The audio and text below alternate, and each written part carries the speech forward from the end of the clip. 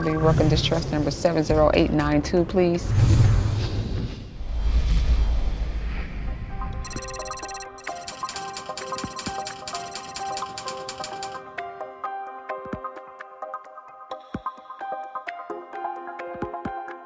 Hi, I'm looking for Don Schultz.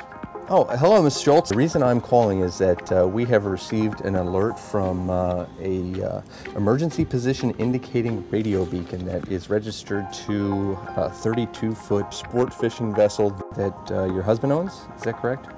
Okay, he's out fishing. How many people on board?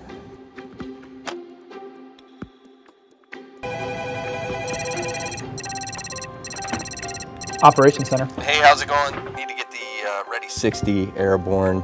We've got a SARSAT alert for a sport fishing vessel, the Emma C. We've got a composite position for the EPIRB going off. I've got a latitude and longitude of 36 degrees, 06.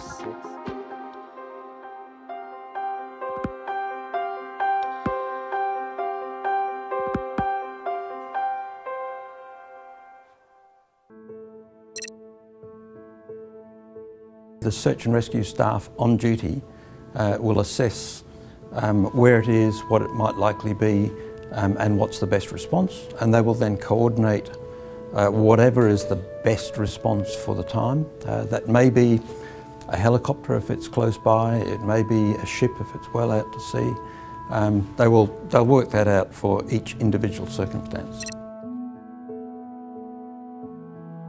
From a Rescue Coordination Center perspective, their role in search and rescue is almost as if they are detectives.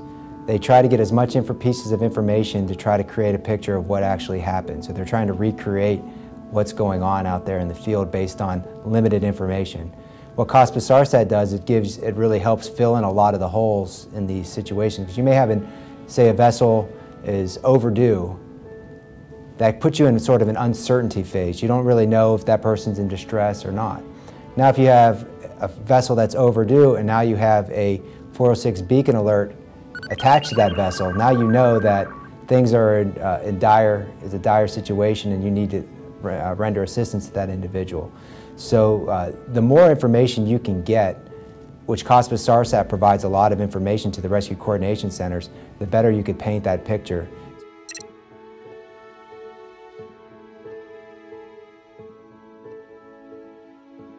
As search and rescue technicians, we could have a mission over water, we could have a mission under the water, we could have a mission in the mountains, on the plains, in the foothills, in the forests, in the open. So, if you can imagine, if there's an area hundreds of kilometers, even though we have aircraft and they can move quickly, locating them is going to be very difficult because we have to cover the entire area in which they could potentially be. So having a beacon on the ground or on the water, that's signaling we can get close and then zero in on where the location of the people are. There's typically a name and a phone number attached to it that the people at RCC can get a hold of. We don't like to go in unprepared, so knowing location, what kind of terrain they're in, what kind of equipment we're going to need to access the site is certainly important. And then when it comes down to the individuals on location, if we can get medical information early, then we can bring the proper medical equipment down to the site and make the whole thing a lot faster.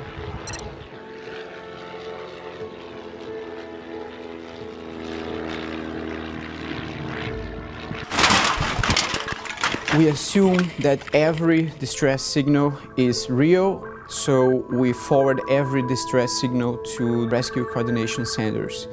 And from that point, the rescue coordination centers start what we call communication search. So we try to reach the owner or the operator of that kind of beacon, an EOT or EPIRB or PLB. And from that point on, if we make sure that this is a real alert, we quickly activate one of our assets to deal with the distress signal. And it has to be done very quickly.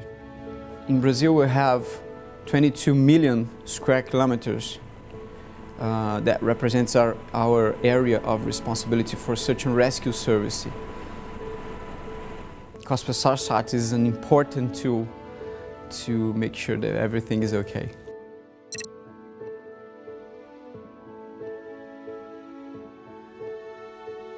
So once we've received the data for a 406 beacon, then it's full go, full steam ahead. So then, depending on where the position is, if it's very, very close inshore in UK, we can just task a local lifeboat, we can task the helicopters to effect the rescue. It's a different scenario when the beacon incident is mid-Atlantic and it's a 4-hour flight and there's no vessels in the area, so you have to coordinate that incident much differently. But the great thing with the beacon is the beacons continue to transmit. So as long as it's transmitting a good 24, 48 hours, as long as it's updating the positions all the time. So the position data is very, very critical. There's a lot more offshore that the incident is. Sometimes quick incidents could, 2 miles from shore be over in an hour, very, very easy.